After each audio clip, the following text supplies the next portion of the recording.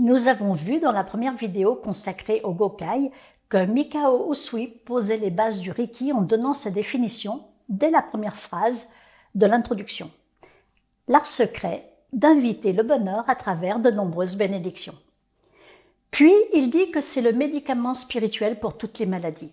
Nous allons voir ici ce qu'il nous propose pour atteindre ce bonheur qui a pour conséquence une bonne santé.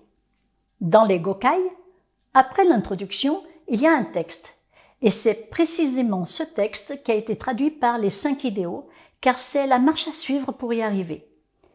C'est le chemin pour atteindre ce fameux bonheur. Je vais vous présenter ici les phrases d'abord en japonais, puis avec la traduction la plus cohérente et l'analyse du sens de ces phrases. Le texte commence par Kyodakewa, juste aujourd'hui. Juste aujourd'hui n'est pas à proprement parler un idéal. Il dit simplement quand, à quel moment nous devons faire ce que nous avons à faire. Juste aujourd'hui, c'est-à-dire maintenant, au moment présent. Pas des aujourd'hui et pour toujours, pas des maintenant et pour le restant de ma vie. Non, c'est juste aujourd'hui. Car le seul moment à notre disposition pour agir est maintenant. Souvenons-nous que demain n'existe pas et qu'il n'y a rien à projeter sur un moment qui n'existe pas. Car le fait de projeter sur un temps qui n'existe pas nous permet plusieurs choses. La première, c'est de nous dire « Si je ne le fais pas aujourd'hui, je le ferai demain. C'est pas grave. » La deuxième, c'est de nous dire « Mince, je dois le faire dès aujourd'hui et pour le restant de ma vie, quelle angoisse !» Non, c'est juste aujourd'hui. Demain, nous verrons. Peut-être que demain, je ne ferai rien et là, ce n'est pas grave, puisque demain n'existe pas. Donc, Kyodakewa pose le temps pour faire le moment de faire les choses. Voici maintenant le premier idéal. Ikaruna. Pas de colère. C'est la première émotion à traiter. Pas de colère. Juste aujourd'hui, pas de colère. Mikao Usui avait remarqué que la colère est une émotion destructrice pour celui qui la ressent, comme pour celui qui en est la cible. Pourquoi nous sentons-nous en colère ? Bien souvent, on en rejette la faute sur quelqu'un d'autre. Exemple, mon voisin s'est garé devant ma porte de garage et je n'ai pas pu sortir ma voiture. Il m'a mis dans une de ses colères, mais en fait, mon voisin ne m'a mis nulle part. Si on prend le temps d'observer la situation, mon voisin a fait quelque chose qui le concerne lui. Peut-être avons-nous perçu cette chose comme indélicate, maladroite, malpolie ou même volontairement malveillante. Ma réponse à son action a été la colère que j'ai ressentie. L'émotion de colère m'a envahi parce que je me suis senti atteint, visé par son action. C'est ma réaction à son action. Et comme c'est ma réaction à son action, j'aurais pu, plutôt qu'être en réaction, entreprendre une action à mon tour, sans éprouver l'émotion si violente qu'est la colère. J'aurais pu aller sonner à sa porte pour lui demander de déplacer sa voiture, par exemple. Quand Mikao Usui dit « pas de colère », cela ne veut pas dire qu'il faut se forcer à l'ignorer, à la museler. Lorsque la colère se manifeste, il faut la laisser s'exprimer. Pas en tapant sur le voisin, bien sûr, mais peut-être en tapant sur un oreiller chez soi. Dans tous les cas, lorsque Mikao Usui dit « pas de colère », cela veut dire qu'on ne doit pas la ressentir. Si on la ressent malgré tout, alors on n'a pas d'autre choix que de la laisser sortir, car retenue à l'intérieur de nous, c'est une émotion qui peut causer beaucoup de problèmes dans notre organisme. Mais le fait de subir un acte malveillant volontaire de la part de quelqu'un peut nous conduire à entreprendre des actions qui seront le résultat de notre agacement, sans pour autant nous plonger dans une émotion de colère irrépressible. La colère étant une réponse, on peut trouver d'autres réponses que cette émotion-là, aux actions des autres. Juste aujourd'hui, pas de colère. Deuxième idéal, Shinpai Suna, pas d'inquiétude, pas de préoccupation, pas de soucis. Cette émotion-là ne sert à rien. Ce n'est pas parce qu'on s'inquiète au sujet bien souvent de quelque chose qui risque de mal se passer, que cela va résoudre la situation. Comme on dit, la peur n'évite pas le danger.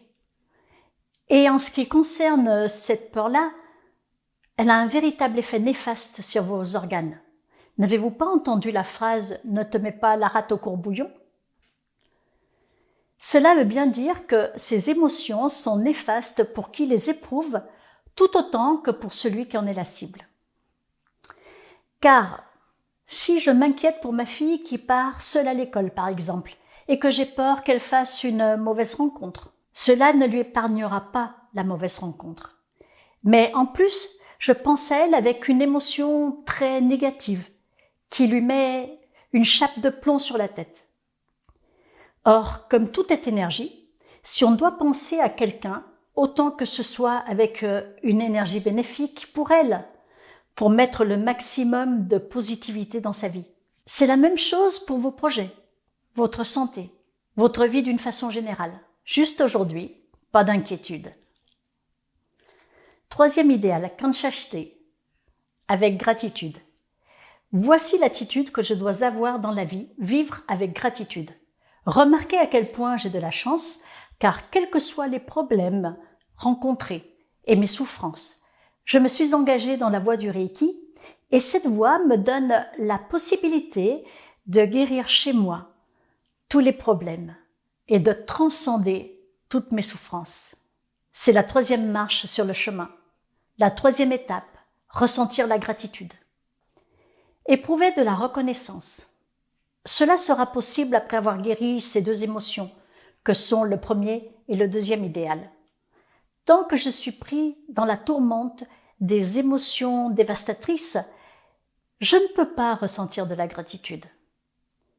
Je devrais faire l'effort de remarquer que je suis quelqu'un de privilégié. Juste aujourd'hui, j'éprouve de la gratitude dans la vie. Quatrième idéal, Gyo Hageme, travail dur. Ce travail dur n'est pas un travail à proprement parler qui nous permet de gagner notre vie.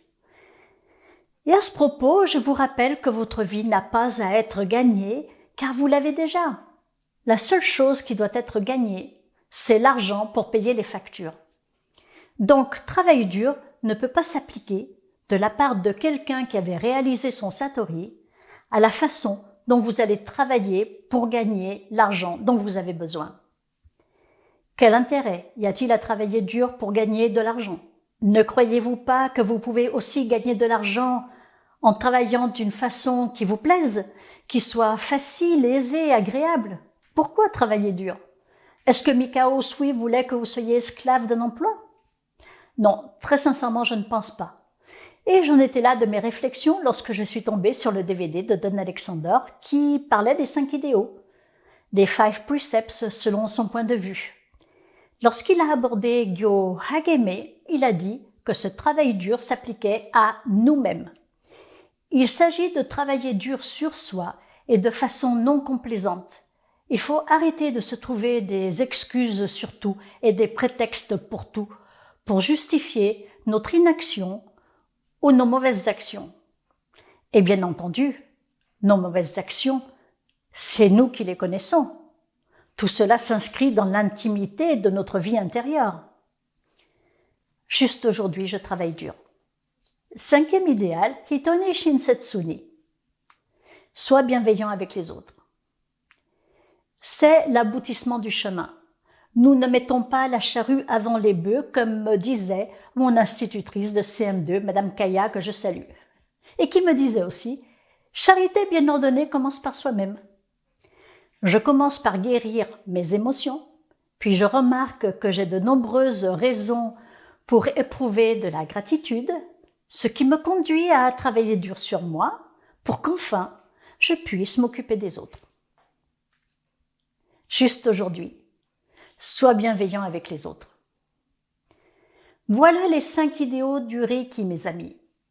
Maintenant, je vais vous donner la version française. Il faut savoir que la difficulté de traduire une langue asiatique comme le japonais en langue française a conduit à de nombreuses traductions.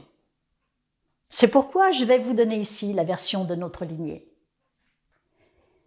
Mikao Usui n'a dit juste aujourd'hui qu'une seule fois parce que j'imagine qu'il était plus simple pour lui d'être dans le moment présent et qu'il n'avait pas à fournir un effort mental énorme pour y arriver. Mais nous, dans nos pays occidentaux, nous y sommes rarement, pour ne pas dire jamais, dans le moment présent. Nous sommes toujours en train de penser à hier et à demain, mais presque jamais à maintenant.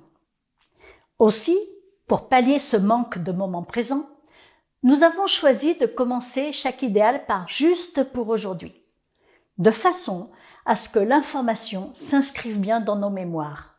Donc les idéaux en français, je vous l'ai dit, juste pour aujourd'hui, je me libère de toute colère. Juste pour aujourd'hui, je me libère de toute inquiétude, ou préoccupation, ou souci. Juste pour aujourd'hui, je rends grâce pour toutes mes bénédictions, ou je remercie pour tous mes bienfaits, et j'honore mes parents, mes professeurs et mes aïeux. Juste pour aujourd'hui, je vis ma vie honnêtement. Juste pour aujourd'hui, je respecte la vie autour de moi, sous toutes ses formes. Il me semble ici nécessaire d'expliquer l'emploi de la première personne du singulier « je », parce que c'est de mon propre chef, en usant de mon libre arbitre que je décide de faire tout cela. En aucun cas, je ne pourrais obéir à quelqu'un qui me dit « fais ceci ou fais cela ».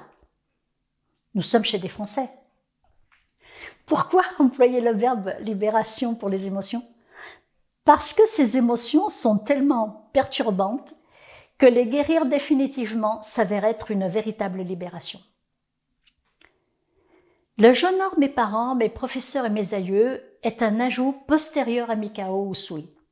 Je suppose qu'en bon bouddhiste, Mikao Usui, qui croyait à la réincarnation et au choix que fait l'âme de vivre des épreuves afin d'évoluer, il n'avait pas besoin qu'on lui rappelle ces notions-là. Naturellement, il honorait sa famille et de façon plus globale, tous ceux qui lui permettaient d'apprendre une leçon. Mais en Occident, nous n'en sommes pas là, nous sommes toujours en train de nous plaindre des parents, des autres et des uns, d'où la nécessité d'apprendre cela. Le travail dur a été remplacé par une vie honnête. Je vis ma vie honnêtement veut dire je suis honnête vis-à-vis de moi-même. Avant d'être honnête envers les autres, il faut commencer à l'être envers soi-même et croyez-moi, ce n'est pas facile, car au détour d'une réponse ou d'un sentiment d'obligation, nous remarquons que nous n'avons pas vraiment été honnêtes envers nous-mêmes. Être bienveillant envers les autres a été étendu à toute la vie autour de soi, sous toutes ses formes. Il y a 100 ans, les enjeux écologiques, les enjeux envers la terre, les humains, les animaux, les plantes, ne se posaient pas de cette façon-là. Ils n'avaient pas le caractère aussi crucial qu'ils ont aujourd'hui. Aujourd'hui, je me dois de remarquer que je suis un élément de cette vie, qui, elle, est une, et c'est cette vie qu'il faut préserver. Voilà, mes amis, je vous les répète d'une traite cette fois-ci. Juste pour aujourd'hui, je me libère de toute colère. Juste pour aujourd'hui, je me libère de toute inquiétude. Juste pour aujourd'hui, je rends grâce pour mes nombreuses bénédictions et j'honore mes parents, mes professeurs et mes aïeux. Juste pour aujourd'hui, je vis ma vie honnêtement. Et juste pour aujourd'hui, je respecte la vie autour de moi sous toutes ses formes. C'est tout pour aujourd'hui. Je vous laisse avec la répétition quotidienne de ce mantra.